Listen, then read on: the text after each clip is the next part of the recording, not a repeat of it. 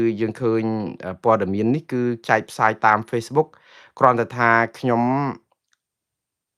និយាយឲ្យស្មោះគឺខ្ញុំរក្សាសិទ្ធិមិនផ្សាយរូបទាហានដែលរងរបួសទេឬក៏ស្លាប់ឬរងរបួសហ្នឹងគឺក្នុងន័យនេះវាជាការគោរពដល់កងទ័ពរបស់យើងផងហើយមិនដឹងថាតើត្រូវបញ្ញាប់បញ្ញាល់ផ្សាយរូបហ្នឹងឲ្យឃើញអំពីឈាមហូរកក្លាក់អំពីការត្រូវគ្រាប់អីហ្នឹងវារកម្មចិត្តដល់ទាហានជួរមុខរបស់យើងផងវាជាការប៉ះពាល់ដល់សិលធម៌ដល់សុខទុក្ខបងប្អូនដែលជាក្រុមគ្រួសាររបស់ទាហានយើងផងហើយក៏វាប៉ះពាល់ជារួមដល់ស្មារតីកងទ័ពយើងទាំងមូលដែរតែយ៉ាងណាព័ត៌មានទាំងអស់នេះវាជាព័ត៌មានដែលអត់ទាន់មានការផ្ទៀងផ្ទាត់ក៏ពិតមែនក៏ប៉ុន្តែបានផ្សាយយ៉ាងពេញទំហឹងតាមបណ្ដាញសង្គម Facebook ទៅហើយដោយសារអីដោយសារតែមានរឿងនេះភ្លាមគឺទាហានជួរមុខហ្នឹងគឺគាត់បានថតរូបហ្នឹងផ្សព្វផ្សាយដោយខ្លួនឯងមែនតើទៅនិយាយឲ្យស្មោះត្រង់ខ្ញុំពិតជានៅខាងទាហានខ្មែរតកតងនឹងស្មារតីការពារជាតិក៏ប៉ុន្តែខ្ញុំអត់នៅខាងទាហានខ្មែរទេនៅពេលដែលយើងចាប់ផ្ដើមធ្វើឲ្យការសម្ងាត់ជាច្រើនរបស់ទាហានបែកខ្ចាយទៅខាងក្រៅដែលរឿងនេះគឺវាប៉ះពាល់ខ្លាំងដល់ការលាក់ការសម្ងាត់របស់ទ័ពផងវាប៉ះពាល់ដល់អាយុជីវិតរបស់ទ័ពយើងផងវាប៉ះពាល់ដល់ស្ថានភាពនៅសមរភូមិតកតងនឹងលេនដ្ឋានតកតងនឹងភាពបញ្ហាអីសពបែបយ៉ាងខ្ញុំយល់ថាការផ្សព្វផ្សាយព័ត៌មាននេះគឺវាជាការពិតបងប្អូនជួរមុខអាចនឹងចង់ប្រាប់ថាបងប្អូនយើងលំបាកណាស់វេទនាណាស់នៅជួរមុខនឹងអាចត្រូវដូចថាដូចទឹកលើស្លឹកឈូកចឹងណាវាកលេសកឡក់តិចនឹងធ្លាក់ទៅដីខ្ចាយអីចឹងទៅបងប្អូនអាចចង់ប្រាប់អញ្ចឹងចង់ប្រាប់ថាថៃនឹងមិននៅសម្ោចក្នុងខោមិនសម្រាកទេអាចនឹងបងប្អូនមកប្រាប់ថាទាហានជួរមុខនឹងគឺរងគ្រោះដោយសារតែភាពស្ងប់ស្ងាត់ឬក៏ការអត់ធ្មត់អីអញ្ចឹងមិនតតាំងមិនធ្វើសង្គ្រាមអីជាមួយថៃសូម្បីតែសិទ្ធិការពារខ្លួនក៏គ្មានព្រោះអីទាហានថៃអាចធ្វើអីផ្ដេសផ្ដាសបានតាមចិត្តទាហានខ្មែរនឹងរងរបួសគ្រោះថ្នាក់រងតែសេចក្តីស្លាប់ដោយសារតែទៅយើងមិនអាចធ្វើអីគេជួនកាលនេះគឺជាសារដែលទាហានជួរមុខចង់ប្រាប់អញ្ចឹងទៅវិញណាប៉ុន្តែសារនេះក៏វាមានជាកំបិតចិត្តដងឯងដែរដោយសារតែដូចខ្ញុំជម្រាបអញ្ចឹងថាព័ត៌មានមួយចំនួនជាព័ត៌មានលក្ខការសម្ងាត់អញ្ចឹងហើយបានជាខ្ញុំទទួលបានព័ត៌មានរូបថតច្រើនណាស់តាក់ទងនឹងទាហានដែលរងរបួសថ្ងៃនេះហើយខ្ញុំអត់ចង់បង្ហាញបងប្អូនទេវាហូរឈាមនៅក្នុងចិត្តស្រណោះទាហានយើងខ្ញុំនិយាយចង់ស្រក់ទឹកភ្នែកព្រោះអីអាណិតទាហានយើងណាស់ត្រូវក្របត្រូវអីហ្នឹងគឺអូយវេទនាក៏ប៉ុន្តែព័ត៌មានទាំងអស់នេះវាចេញផ្សាយជាសាធារណៈហើយមាន Facebook ខ្លះរហូតតទៅដាក់តួលេខអត្តលេខរបស់ទាហាននឹងអីទៀតខ្ញុំមែនតើទៅខ្ញុំមិនដឹងថាបងប្អូនចង់បានអីចង់ប្រាប់ថាហ្នឹងជាព័ត៌មានពិតអញ្ចឹងហ៎ដើម្បីឲ្យដឹងថាអ្នកទាហានអត្តលេខប៉ុណ្ណេះរបួសប៉ុណ្ណេះស្លាប់អញ្ចេះអីអញ្ចេះអញ្ចឹងទៅប្រមាណអ្នកអញ្ចឹងហើយមានរូបថតផងដើម្បីកុំឲ្យគេថាយើងបំពុលសង្គមឬក៏យ៉ាងដូចម្ដេចតាមពិតព័ត៌មានពីព្រំដែនមានព័ត៌មានពិតច្រើនណាប៉ុន្តែមិនមែនប្រកាសថាព័ត៌មានពិតទាំងអស់ហ្នឹងយើងផ្សាយទៅបានប្រយោជន៍អីទេខ្ញុំតាំងពីមានចំនួនព្រំដែនតកតងនឹងទាហានស្លាប់រូបថតទាហានតៃហោងឬក៏អីហ្នឹងគឺបើសិនជាខ្ញុំជា MMO ខ្ញុំរលុយដោយអស់លោកដែលចង់បាន like បាន share ខ្ញុំផ្សាយគ្មានទុកមួយស្លឹកទេក៏ប៉ុន្តែមនសិការឧត្តមគតិសិលធម៌វិជ្ជាជីវៈខ្ញុំប្រាប់បងប្អូនហើយថាខ្ញុំគ្មានវិជ្ជាជីវៈផ្សាយព័ត៌មានដែលត្រូវអង្គការណាមកគ្រប់គ្រងខួរក្បាលខ្ញុំឬក៏បញ្ជាខ្ញុំឬក៏មកធ្វើសវនកម្មខ្ញុំដើម្បីដកលុយជំនួយស្អីពីខ្ញុំកាត់ប្រាក់ខែខ្ញុំក្នុងការធ្វើ show ខ្ញុំគ្មានជាប់កាតព្វកិច្ចអីនេះទាំងអស់ខ្ញុំអត់ត្រូវការប្រចាំឆ្នាំខ្ញុំសរសេររបាយការណ៍ទៅសុំលុយគេដើម្បីឲ្យខ្ញុំផ្សាយបើសិនជាខ្ញុំផ្សាយខុសក្រមសីលធម៌វិជ្ជាជីវៈលក្ខណៈគេនឹងផ្ដាច់ជំនួយខ្ញុំនឹងអត់ការងារធ្វើខ្ញុំអត់មានរងសម្ពាធអីនេះតាបន្តិចក៏ប៉ុន្តែខ្ញុំអត់អាចនឹងបដោយឲ្យផ្ដេសផ្ដាស់ពៀលាអាវ៉ាសាយខ្វះសិលធម៌ខ្វះគុណធម៌ជេរបតិចផ្ដាសាដែរខ្ញុំគ្មានស្ថាប័នណាមកគ្រប់គ្រង ឃុំក្រងដួងចិត្តរបស់ខ្ញុំឬក៏មកបញ្ជាខ្ញុំមែនក៏ប៉ុន្តែមានមនសិការខ្ញុំបញ្ជាខ្ញុំនៅសង្កត់ខ្ញុំជាប់ថាណែកុំធ្វើអីផ្ដេសផ្ដាសឲ្យសោះព្រោះយើងជាខ្មែរម្នាក់យើងមានធ្លាប់មានវិជ្ជាជីវៈជាអ្នកសារព័ត៌មានដែរបិទតែយើងមិនជាប់កាតព្វកិច្ចហ្នឹងឥឡូវក៏ប៉ុន្តែនៅពេលដែលយើងកាន់ក្បាលមីក្រូមានមនុស្សរាប់សែននាក់អាចរហូតដល់លានអ្នកកំពុងតែមើលយើងកំពុងតែស្ដាប់យើងមិនមែននិយាយក្នុងបន្ទប់ទឹកម្នាក់ឯងទេការនិយាយស្ដីការធ្វើអីក៏ដោយគឺយើងត្រូវថ្លឹងថ្លែងថាតើវាបានប្រយោជន៍សាធារណជនដែរទេបានប្រយោជន៍ដល់ជាតិយើងដែរទេបានប្រយោជន៍ដល់ប្រជាពលរដ្ឋយើងទាំងអស់ទៅទេឬក៏បានតែប្រយោជន៍សម្រាប់តែគេឲ្យ like ឲ្យ share ដើម្បីបាយ3ពេលមួងណារ៉េតខុសគ្នាពីអ្នកធ្វើកិច្ចការងារតាមបណ្ដាញសង្គម MMO ច្រើនដោយសារតែកត្តាដែលខ្ញុំអត់ធ្វើព័ត៌មានដូរបាយ3ពេលនេះណាបើសិនជាខ្ញុំគិតថាដើម្បីបាយ3ពេលដើម្បីធ្វើឲ្យកក្រើកគេ like គេ share ខ្ញុំច្បាស់ណាស់ខ្ញុំអត់ធ្វើព័ត៌មាននេះទេខ្ញុំអាចនឹងទៅរករបរអីផ្សេងទៅរត់តាក់ស៊ីឬក៏ទៅធ្វើដូណាត់គេទៅដកបន្លែគេក៏បានមួយខែ$3000ដែរអត់ចាំបាច់អីមកសុំបាយ3ពេលគេឲ្យធ្វើឲ្យផ្ដេសផ្ដាស់អញ្ចឹងមកប៉ាតណាពៀលីអាវ៉ាសែជេបតិចទាំងចាស់ទាំងក្មេងខ្ញុំធ្វើមិនបាននេះឯងដែលខ្ញុំខុសពីគេត្រង់កន្លែងហ្នឹងមួយចំណុចខ្សោយខ្ញុំខ្លាំងបំផុតគឺជាចំណុចខ្សោយដែលខ្ញុំធ្វើទៅចុះទៀបដូចគេអត់បានណាអាហ្នឹងឯងដែល fans មួងណារ៉េតមួយចំនួនរករឿងមួងណារ៉េតទៀតថាឥឡូវគេជេរដល់ប៉ុណ្ណឹងហើយគេបហាគេមើងងាយគេមាក់ងាយគេជេរដល់មរាយដល់ម្ដាយកាយដល់ឪពុកគេកាត់តរូបគេធ្វើអញ្ចេះហើយហេតុអីបានជាយើងនៅស្ងៀមអត់ព្រមតបតអត់ព្រមអីគេអត់ព្រមជេរគេវិញខ្ញុំមិនអាចធ្វើបានខ្ញុំសុំទោសកន្លែងនេះមួយខ្ញុំនឹងធ្វើឲ្យបងប្អូនខកចិត្តអស់មួយជីវិតព្រោះអីខ្ញុំទីមួយខ្ញុំអត់ចេះជេរទីពីរសិលធម៌ទៀបបែបនេះវាជាចំណុចខ្សោយរបស់ខ្ញុំធ្វើអត់បានហើយខ្ញុំទៅទៀបអត់បានគឺខ្ញុំមិនអាចចុះទៅកាយផុកឬក៏ទៅខំឆ្កែហ្នឹងគឺខ្ញុំធ្វើមិនកើតអញ្ចឹងខ្ញុំសូមអង្វរឲ្យប្រិយមិត្តឬក៏ fan របស់មួងណារ៉េតជួយគ្នាខ្ញុំអត់មានថ្មចោលឆ្កែទៀតទេហើយខ្ញុំមិនអាចទៅតាមក្រុមបាត់ផ្សារពាលាអាវ៉ាសែទាំងអស់នេះដែលពួកគាត់មានគោលដៅតែមួយគត់គឺបំផ្លាញសាមគ្គីខ្មែរដើម្បី MMO គាត់ហើយនឹងដើម្បីបាយ3ពេលដូច្នេះយើងអត់អាចទៅធ្វើអីជាមួយគាត់បានទេហើយខ្ញុំស្នើឲ្យបងប្អូនទាំងអស់អូសរំលងចោល block រំលង block រំលងទៅនៅពេលដែលក្រុមទាំងនេះអស់មានអ្នកស្ដាប់អស់មានអ្នកអីគឺវាអស់ហើយបងប្អូនអត់ត្រូវការស្ដាប់ពួកគាត់ទេខ្ញុំជម្រាបជូនបងប្អូនចាស់នៅក្នុងរបៀបនៅក្នុងការស្ដាប់ព័ត៌មានហើយខ្ញុំសូមឆ្លៀតបើកវងកញ្ចក់ទូចមួយដើម្បីអប់រំបងប្អូនបន្តិចចុះហើយបើយប់ជ្រៅយ៉ាងណាក៏ខ្ញុំសូមខន្តីអភ័យទោសម្ដងទៀតហើយការអប់រំនេះគឺជាធម្មទានដើម្បីឲ្យយើងคล้ายទៅជាប្រជាពលរដ្ឋម្នាក់ប្រកបដោយការត្រេះរិះពិចារណាដឹងខុសដឹងត្រូវហើយទប់នៅក្រុមទុច្ចរិតឬក៏ក្រុមបាតផ្សារពាលាដែលកំពុងតែទាញទម្លាក់ស្ថានភាពកម្ពុជាឲ្យខ្មែរឆ្លោះគ្នាច្បុកច្បល់ពង្វែងព្រឹត្តិការណ៍ហើយគម្រងឥទ្ធិពលតាមក្រុមពួក MMO នោះទាំងអស់ពួក MMO ទាំងនេះអាចទី1គឺបាយ3ពេលទី2គឺដោយសារតែបានលុយពីគណៈបកកណ្ដាលអំណាចឬរដ្ឋាភិបាលកម្ពុជាក្នុងការជួលឬក៏អាចនៅក្នុងរងឥទ្ធិពលណាដើម្បីបានទៅខ្មែរដើម្បីបានលៀបសការៈអីមានរបរមានចំនួនជួញដូរអីនៅខ្មែរបើយើងចង់មកត្រឹមទៅខ្មែរមកចង់ទៅធ្វើរបរទទួលទាននៅស្រុកខ្មែរបើយើងមិនបាច់និយាយអីសោះក៏បានដែរមិនអញ្ចឹងហ៎គ្មាននរណាគេមករករឿងយើងទេមិនចាំបាច់មកនិយាយរិះគន់រដ្ឋាភិបាលពីដើមមកហើយស្រាប់តែបើពេលកតុយចុងក្រោយចង់ទៅខ្មែរស្រាប់តែយើងដូរចិត្តមកគ្រប់គ្រងរដ្ឋាភិបាលពេញទំហឹងយើងឡប់ឡាយបាត់បែនបែបនេះតើយើងជាមនុស្សបែបណាទៅបងប្អូនអញ្ចឹងបានថាបងប្អូនក៏មានគុណភាពនៅក្នុងការស្ដាប់ព័ត៌មានដែរពាក្យថាការស្ដាប់ព័ត៌មានប្រកបដោយការទទួលខុសត្រូវមិនមែនមនុស្សម្នាក់ជេរមរាយកាយឪពុកគេស្រាប់តែយើងគេជេរបពប្រឆាំង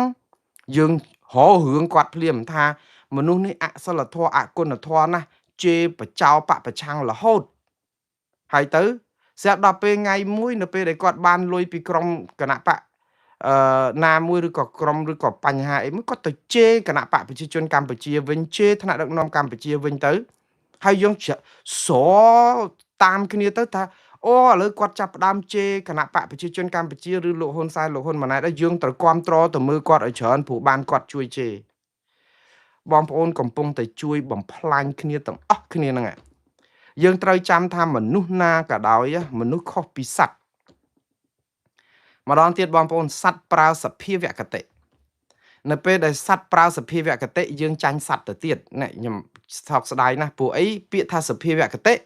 បានន័យថាការគិតបែបធម្មជាតិដែលមិនចាំបាច់ប្រើវិចារណញាណប្រើការត្រេះរិះពិចារណាប្រើត្រេះរិះពិចារណាឬប្រើបញ្ញាអីទេ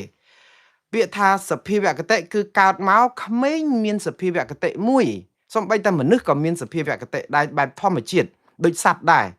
ប៉ុន្តែមនុស្សវាមានការវិវត្តខួរក្បាលច្រើនដោយសារតែមនុស្សឆ្លាតចេះបង្រៀនគ្នាតាក់ទងនឹងរឿងនយោបាយរឿងស្អីផ្សេងអញ្ចឹងក្មេងកើតមកសភាវគតិរបស់ក្មេងគឺជញ្ជក់គឺមាត់ក្មេងគឺត្រូវជញ្ជក់ហើយដំបងសភាវគតិរបស់ក្មេងតាមធម្មជាតិគឺត្រូវតែបឺតជញ្ជក់ស្អីក៏ដោយឲ្យតែទុនមានជាតិជារាវដូចទឹកដោះគោទឹកដោះម្ដាយគឺក្មេងនៅតែបឺតជញ្ជក់រហូតឲ្យអីជញ្ជក់ហ្នឹងហើយតែយើងដាក់គ្រឿងរឹងគឺដាក់ទៅស្លាក់ហើយព្រោះអីក្មេងអត់មានថ្មិញទៅពីទី1ទី2ដោយសារអាសភាវគតិធម្មជាតិដំបងហ្នឹងគឺក្មេងត្រូវតែជញ្ជក់អញ្ចឹងរហូតដល់តែបាន2 3ឆ្នាំនៅពេលដោះថ្មិញពេញមាត់ចាប់ផ្ដើមចេះទំពារបស់រឹងបន្តិចហើយយើងចាប់ផ្ដើមកិនបបរដំបងយើងឲ្យជាទឹកបបរដំបងក្រោយមកយើងកិនបបរហ្នឹងឲ្យទៅជារៀងទុនប៉ែអីបន្តិចទៅលាយផ្លែឈើលាយអីទៅឲ្យម៉ត់យើងអាចកិនដោយម៉ាស៊ីនក្លុកឬក៏យកសភាប៉ុនអីអញ្ចឹងទៅហើយបញ្ចុកដើម្បីបន្ស៊ាំក្មេងហ្នឹងដូរពីសភាវគតិមកជាទម្លាប់ឲ្យក្មេងអាចនឹងលេបអារបស់រឹងបន្តិចបាននៅពេលដែលលេបបានទៅយើងថែមរៀងកាន់តែរឹងទៅបបរពីមុនរាវក៏ឃ្លោកតែទឹកបបរទេក្រោយមកក៏យើងចាប់ផ្ដើមឲ្យប៉ុនវាឲ្យទុនទៅដើម្បីឲ្យក្មេងកុំស្លាក់យ៉ាងចឹងក្មេងចាប់ផ្ដើមវិវត្តទៅការដែលដំបងរាវអត់តាពីទេព្រោះអីវាស្រួលលេបក្រោយមកមានដុំតិចចាប់តាមចេះយកអណ្ដាតយកអីទៅបៀដើម្បីកុំឲ្យវាស្លាក់ឲ្យរំលាយថែមទៅហើយអាចលេបបានដល់តែពេលយើងបបរចាប់ផ្ដើមឡើងប៉ុនវាទៅជាបបរគ្រាប់បាយទៅក្មេងចាប់ផ្ដើមមានចាញបន្តិចចាប់ផ្ដើមតាពីទុនទៅចេះទៅដល់ពេលមានថ្មិញ1 2ចាប់ផ្ដើមរឹងបន្តិចទៅគឺវិវត្តទៅក្មេងចាប់ផ្ដើមខំចាប់ផ្ដើមតាពីចាប់ផ្ដើមអីលែងស្លាក់ហើយបើយើងបណ្ដោយពីដើមមកគឺក្មេងនឹងស្លាក់សួរតែក្មេងអត់ឆ្លាតទេកើតមកអត់ចេះហូបអីអញ្ចឹងព្រោះមនុស្សកើតមកក្រែងចេះតែពីអត់ទេវាដូចតែគ្នាទេព្រោះវិវត្តមកអញ្ចឹងហើយដល់ពេលយើងធំដឹងក្តីទៅគូក្បាលវិវត្តយើងចេះប្រើបញ្ញាធ្វើអីផ្សេងដំបងបញ្ចុកដោយដៃឆ្លើយសភាឥឡូវហ្នឹងលែងមានសភាមានម៉ាស៊ីនបញ្ចុកមានអីទៀតអាហ្នឹងជារឿងមនុស្សវាវិវត្តលឿនជាងសត្វសត្វមានតែសភាវគតិសត្វមួយជីវិតរបស់សត្វកើតមកគឺធ្វើតែរឿងដដែលកើតមកគឺរកចំណីឲ្យកូនបើសិនជាសត្វចាបកូននឹងហាមាត់បតក់ចលេនឬក៏សត្វល្អិតអីចឹងទៅបើសិនជាសត្វខ្លាសត្វតោសត្វអីគឺវាត្រូវតែខំវាត្រូវតែប្រមាញ់សត្វអីឬក៏អីចឹងដើម្បីយកមកចិញ្ចឹមជីវិតគឺជារបៀបសភាវគតិក៏ប៉ុន្តែសភាវគតិរបស់សត្វនេះគឺវាបង្រៀនមនុស្សឲ្យដឹងថាសត្វមានគោលការណ៍អត់ប្រែទេសត្វខ្លាស៊ីសាច់គឺស៊ីសាច់រហូតអត់ដែលដូរទៅស៊ីបន្លែទេព្រោះបង្រៀនសត្វខ្លាឲ្យស៊ីបន្លែក៏វាអត់ដូរព្រោះគោលការណ៍របស់សត្វវាសភាវគតិវាគឺស៊ីតាអាណាស៊ីសាច់ស៊ីតាសាច់អាណាស៊ីបន្លែស៊ីតាបន្លែអញ្ចឹងទៅដូច្នេះគេមានគោលការណ៍គេមួយច្បាស់ដែលមនុស្សគួររៀនសូត្រពីសត្វពីសភាវគតិនេះវាអត់ប្រែប្រួលគឺខ្លាកើតមកគឺក្រហឹមគឺកាចគឺចង្កូមវាដោយសារអីវាគោលសភាវគតិគឺត្រូវការចាប់ចំណីហ្នឹងឲ្យបានបើសិនជាវាស្លូតវាអីគឺវាคล้ายទៅជាចំណីគេទៅវិញអញ្ចឹងអាពូជសាសរបស់ខ្លារបស់តោនោះវានឹងដាច់ពូជហើយព្រោះអីអត់អាចរកចំណីបានទៅខំគេខំឯងបជាតិនៅក្នុងវងធម្មជាតិនៃសត្វសាហាវនឹងបានដូច្នេះនេះជាសភាវគតិរបស់សត្វប៉ុន្តែវាមានគោលការណ៍របស់វាមួយដែលមិនមែនជាគោលការណ៍កំណត់ឲ្យវាទេព្រោះវាអត់មានបញ្ញាដើម្បីគិតថាយើងត្រូវតែរកសាច់ហ្នឹងរាល់ថ្ងៃយើងត្រូវតែចិញ្ចឹមជីវិតជាសភាវគតិគឺបើកភ្នែកឡើងគឺបើមានសត្វគឺខំដើម្បីស៊ីជាអាហារវាជាសភាវគតិអត់អាចជ្រើសរើសបានថាថ្ងៃនេះត្រូវស៊ីសត្វឆ្លុះថ្ងៃស្អែកត្រូវរកក្អែកទឹកឬក៏បកួយឬក៏អណ្ដើកឬក៏ហ្វីឡុងហ្វីលេត្រូវឆាត្រូវចៀនត្រូវលុកលាក់ត្រូវអាហារបួសអីអត់មានទាំងអស់ព្រោះអី វាអត់មានជំរើសទេសភាវគតិនៅក្នុងវងធម្មជាតិហ្នឹងគឺមានតែប៉ុណ្ណឹងប៉ុន្តែគោលការណ៍របស់វាមួយដែលយើងមើលឃើញដែលកំណត់វាคล้ายទៅជាគោលការណ៍ដែលយើងហៅថា principle គឺទម្លាប់ដដែលហ្នឹងគឺវាអត់ប្រែសោះសត្វអត់ប្រែទេសភាវគតិរបស់សត្វដែលយើងគិតថាអានោះវាធម្មជាតិរបស់វាប្រែស្អីវាសត្វស្លាប់វាត្រូវតែចេះទៅរកស្អីមកធ្វើសបុករកអីបញ្ចុកកូនរកអីចេះហើបង្រៀនកូនអាហារអានោះវាជាធម្មជាតិរបស់សត្វយើងនិយាយចឹងទៅអីខ្ញុំនិយាយថានៅក្នុងធម្មជាតិរបស់សត្វបែបសភាវគតិនេះក៏មានចំណុចមួយដែលមនុស្សត្រូវរៀនសូត្រព្រោះមនុស្សខុសពីសត្វដំបូងឡើយសភាវគតិដូចគ្នាក៏ប៉ុន្តែដល់ដំណាក់កាលណាមួយសត្វគឺគេមានគោលការណ៍វាមួយបែបសភាវគតិដែលយើងមិនដឹងក៏ប៉ុន្តែយើងគួររៀនសូត្រវាអត់ប្រែទេដូចខ្ញុំនិយាយចឹងថាខ្លាស៊ីសាច់គឺអត់ប្រែតែមនុស្សបើសិនជាយើងធ្វើឲ្យមានគោលការណ៍ដូចសត្វដែលមានថេអញ្ចឹងណាវាជាមនុស្សដែលត្រង់មនុស្សដែលគោលការណ៍មនុស្សដែលមិនឱកាសនិយមមនុស្សដែលគួរឲ្យជឿទុកចិត្តអញ្ចឹងបានន័យថាម៉េចបើស៊ីសាច់គឺស៊ីសាច់រហូតវាអត់អាចផ្លាស់ប្ដូរទៅស៊ីបន្លែកើតដោយសារអីដោយសារតែយើងគេឲ្យលុយយើងសោកលុយយើងដើម្បីដូររបៀបអាហារទៅជាស៊ីបន្លែវិញវាអត់មានទេប៉ុន្តែមនុស្សយើងអញ្ចឹងយើងខុសពីសត្វតែយើងធ្វើឲ្យជាមនុស្សខ្វះគោលការណ៍នៅពេលដែលមនុស្សខ្វះគោលការណ៍គឺយើងដូរបត់បែនតាមកលៈទេសៈហើយយើងចាប់ផ្ដើមឱកាសនិយមមនុស្សមានពីរបែបមនុស្សឱកាសនិយមនេះគ្រោះថ្នាក់ណាស់បងប្អូនហេតុអីបានខ្ញុំថាគ្រោះថ្នាក់ហើយមនុស្សមែនតែនទៅមនុស្សស្ទើរតែទាំងអស់ហើយជាមនុស្សឱកាសនិយមដែរទេបើនិយាយទៅបើឲ្យបងប្អូនយល់ថាមិនមែនអាក្រក់ទេពាក្យថាឱកាសនិយមគឺបានន័យថាឱកាសហុចឲ្យត្រូវឆ្លៀតយកចំណេញពីឱកាសនោះដើម្បីធ្វើឲ្យរឿងអីប្រសើរឡើងវាមិនមែនអាក្រក់ពេកទេឥឡូវឧទាហរណ៍អ្នកលក់អីវ៉ាន់ដើម្បីដូចថាភ្ញៀវទេសចរមានពិធីតាំងពិព័រណ៍អីមួយយើងដឹងតែមានភ្ញៀវមកច្រើនណាស់មិនចឹងឯងគ្រប់ចម្រុះជាតិសាសន៍ហើយយើងមានផលិតផលប្រណិតភូមិមួយផលិតផលមួយឧទាហរណ៍មានលក់ហូលប្រមួងសូត្រអីចឹងឬក៏ផលិតផលគ្រាប់ស្វាយចន្ទទីឬអ្វីក៏ដោយដែលអាចតាក់ទាញភ្ញៀវបានវាជាឱកាសដូច្នេះនៅពេលដែលឱកាសនឹងមកដល់យើងយកផលិតផលយើងទៅលក់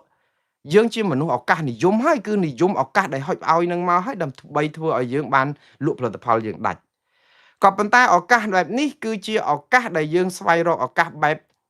យើងមិនដូរគឺយើងថាដល់ពេលមានឱកាសគឺយើងធ្វើយើងរៀបចំផលិតផលយើងលក់សម្រាំងឱកាសហ្នឹងមកដល់យើងលក់ចឹងដដែលភ្ញៀវហ្នឹងគឺយើងកែផលិតផលអីល្អគឺវាជាទម្លាប់មួយជា principle មួយឱកាសនេះគឺយើងការចាប់ឱកាសមិនមែនជាឱកាសនិយមបែបអវិជ្ជមានទេគឺឱកាសរកស៊ីឱកាសប្រកបរបរទទួលទានឲ្យចំសម័យកាលដំដែកតន់នៅក្តៅក៏ប៉ុន្តែពាក្យថាឱកាសនិយមកន្លែងនេះមិនមែននិយមឱកាសឲ្យដូរចិត្តទេពាក្យថាឱកាសនិយមមានន័យអវិជ្ជមានទៅវិញក្នុងន័យអញ្ចេះ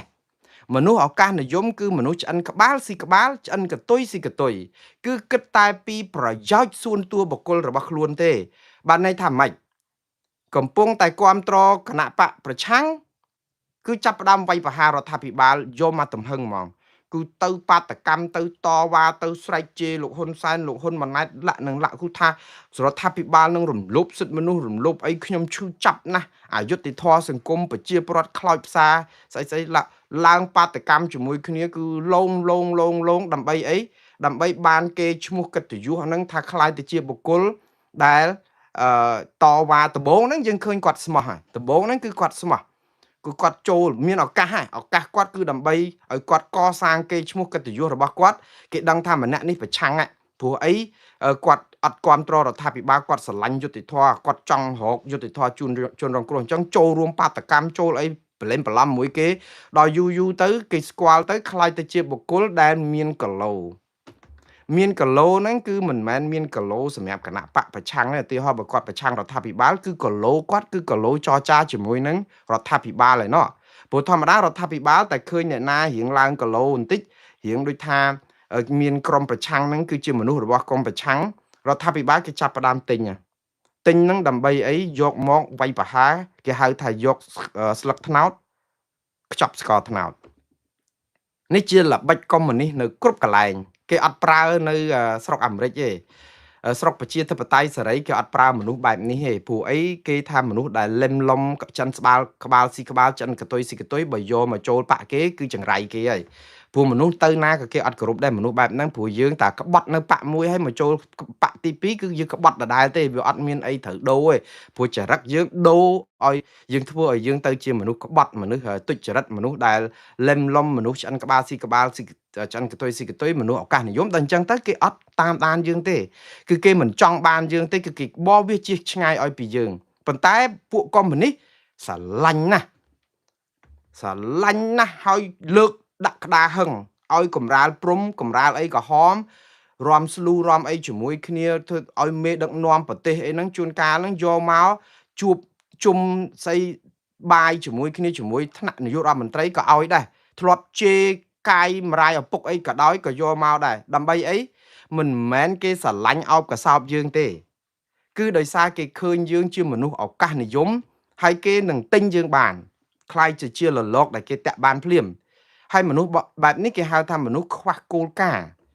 មនុស្សខ្វះគោលការណ៍បែបនេះគឺជាមនុស្សឱកាសនិយមអញ្ចឹងបានខ្ញុំឲ្យបងប្អូនជួយសម្គាល់មនុស្សបែបនេះហ่ะបើប្លុកចោលហើយឈប់តាមដានឈប់អីឲ្យបាត់ពីជីវិតរបស់យើងក៏កាន់តែប្រសើរដែរព្រោះជាសម្រាមហើយនៅពេលដែលជាសម្រាមគឺបានន័យថាយើងចាប់ផ្ដើមរវល់នឹងសម្រាមហើយគាត់នឹងធ្វើឲ្យរឿងគាត់คล้ายទៅជាសម្រាមដើម្បីអី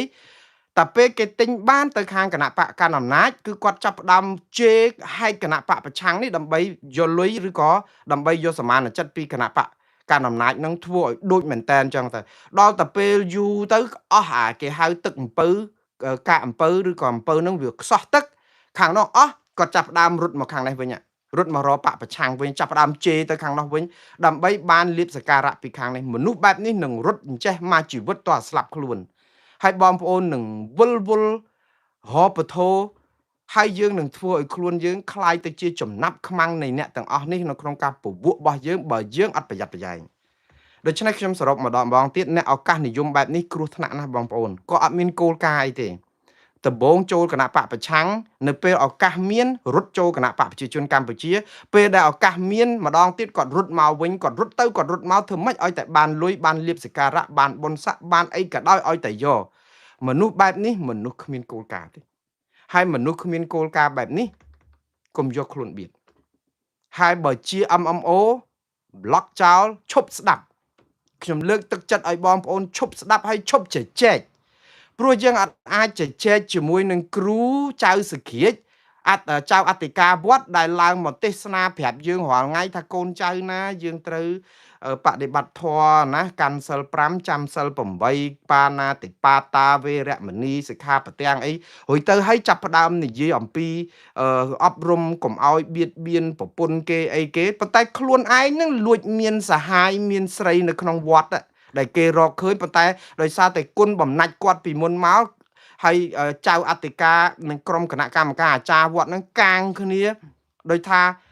ទុកលោកដើម្បីឲ្យបានប្រយោជន៍ពុកលលួយស្អីទៅអញ្ចឹងកាងអត់ឲ្យដកលោកចេញពីវត្តអីអញ្ចឹងទៅហើយឥឡូវស្រាប់តែលោកទេសនាមកស្ដាប់លោកដែរយើងចូលរួមប្រព្រឹត្តអំពើបាបបងប្អូនអំពើបាបដ៏ធ្ងន់បំផុតមួយគឺនៅពេលដែលប្រសង់មួយអង្គឧទាហរណ៍ខ្ញុំនិយាយឧទាហរណ៍ទៅខ្ញុំអត់និយាយការពិតដែលយកវត្តណាមកទេប៉ុន្តែរឿងនេះវាកើតឡើងហើយបើមានប្រសង់ចៅអធិការមួយអង្គណាដែលប្រព្រឹត្តគេហៅថាអាបត្តិដាច់អាបត្តិរួចទៅ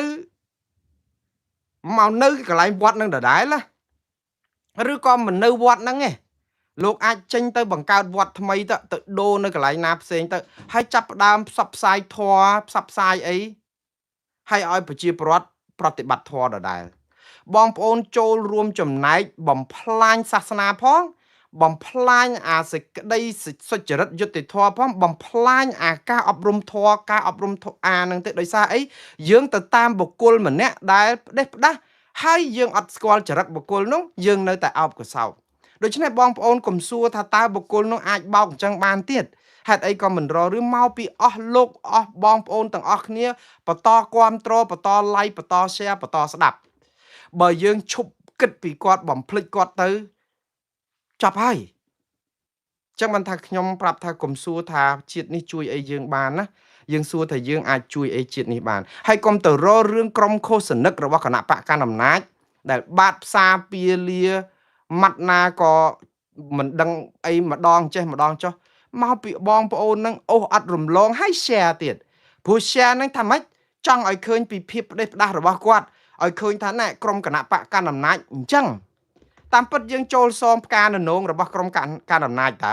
ននងផ្កាននងផ្លែបបក់គេនៅពីក្រោយហ្នឹងគឺដើម្បីឲ្យបងប្អូនចូលខំគ្នាជាមួយដូចថាឆ្កែខំឆ្កែអញ្ចឹងហ៎បងប្អូនដល់ពេលបងប្អូនរវល់រើសដំថ្មចោលឆ្កែរវល់តែនិយាយពីរឿងគេអត់ប្រយោជន៍